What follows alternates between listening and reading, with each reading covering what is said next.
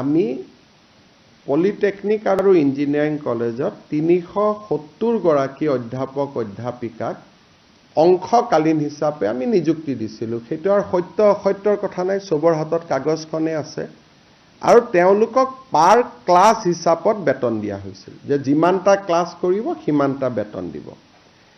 তাৰ পিছত আমি তেখেতসকলক এটা প্ৰক্ৰিয়াৰ মাজেৰে কিছুক আমি এবজৰ্ভ কৰিলোঁ আৰু এনেকে কিছুৱে ৰিজাইন দিও গুচি গ'ল।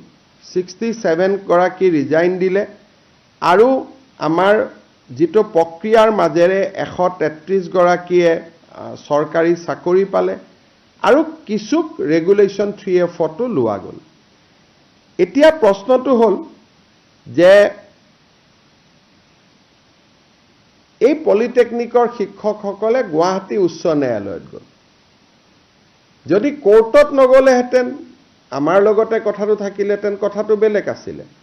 কোৰ্টত তেওঁলোকে গ'ল আৰু কোৰ্টত তেওঁলোকে এটা আদেশ ল'লে গভৰ্ণমেণ্টৰ বিপৰীতে যে তেওঁলোকক চাকৰিৰ পৰা গুচাব নোৱাৰিব। কিন্তু গুৱাহাটী উচ্চ ন্যায়ালয়ে তেওঁলোকক এটা সিদ্ধান্ত দিলে অৱশেষত যে নহয়, কোনো কন্ট্ৰেকচুৱেল টিচাৰ চৰকাৰে ৰেগুলাৰ কৰিব নোৱাৰে। অৰ্থাৎ মই যিটো বিধানসভাটো কৈছিলোঁ, এইটো উচ্চ ন্যায়ালয়ে এটা গুৰুত্বপূৰ্ণ জাজমেণ্ট দি ক'লে যে চৰকাৰৰ এইটো অধিকাৰেই নাই কাকো ৰেগুলাৰাইজ কৰা। গতিকে তেওঁলোকৰ জাগাত নতুনকৈ এপইণ্টমেণ্ট পোৱা শিক্ষকসকলে যোগদান কৰিলে।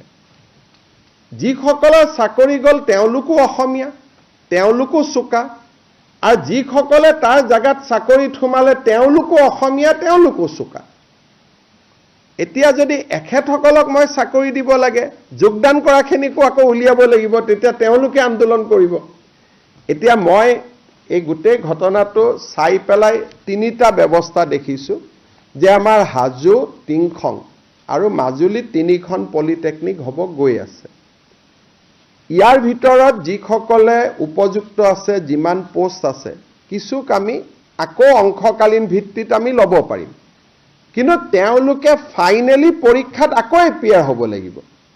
কিছুমানে কৈছে পৰীক্ষাত এপিয়াৰ হোৱাৰ কাৰণে এজ নাই, লাগিলে আমি এজটো কণ্ডন কৰি দিম। কিন্তু 3F-ত চাকৰি কৰিলে APSC-য়ে নিয়মীয়া নকৰিলে চাকৰিটো যায়, সেইটো কথা সকলোৱে জানা কথা। সকলোৱে মোক কৈছে ঠিক আছে, মানৱীয়তাৰ খাতিৰত 3খন নতুন পলিটেকনিক আহিছে, যাক য'ত যেনেকৈ পাৰে আমি একমডেট কৰি দিম, এজটো ৰিলেক্স কৰি দিম। কিন্তু তেওঁলোকে পঢ়া শুনা কৰি যিহেতু মেধাৱী বুলি নিজে কৈছেই, আৰু আমাৰ যিহেতু চাকৰিত ইঞ্জিনিয়াৰিং কলেজৰ প্ৰফেচাৰসকলে ইণ্টাৰভিউ লয়, তাত কোনো পলিটিকেল মানুহ নাই। গতিকে মই আশা কৰিম অন্ততঃ মেধাৰ ভিত্তিত পিছৰবাৰ তেওঁলোকে চাকৰি ল'ব। কিন্তু গভৰ্ণমেণ্টত আজিকালি ডাঙৰ কথাটো হ'ল যে মেধাক বাদ দি মৰম কৰাৰ ইয়াত কোনো স্কোপ নাই। কাৰণ যদি মৰম কৰিব যাওঁ, যোগদান কৰাখিনিক আকৌ উলিয়াই দিব লাগিব, তেতিয়া তেওঁলোকো আপোনালোকৰ ওচৰত আহিব। সেইকাৰণে মোৰ এইটোৱে কথা যে মই এজ ৰিলেক্স কৰি দিম, নতুন 3খন পলিটেকনিকক এওঁলোকক যাতে অন্ততঃ লগে লগে চাকৰিটো নাযায়, কাম কৰি থকাৰ সুবিধাও কৰি দিম।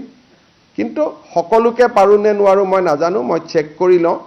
কিন্তু ফাইনেলি তেওঁলোকে পৰীক্ষা দিবই লাগিব, পৰীক্ষা নিদিয়াকৈ চাকৰি নহ'ব। এই কথাখিনি মই ভাবোঁ যে চাকৰি এটা গ'লে মনটো বেয়া লাগে, অলপ দুখো কৰে, কিন্তু পোৱা কেইজনো জেনুইনে যোনে চাকৰি পাইছে, তেওঁলোকৰ জেগাত কোনো ৰাজস্থান মহাৰাষ্ট্ৰৰ পৰা কোনো অহা নাই, অসমৰ ডেকা ল'ৰা ছোৱালীয়ে চাকৰি পাইছে।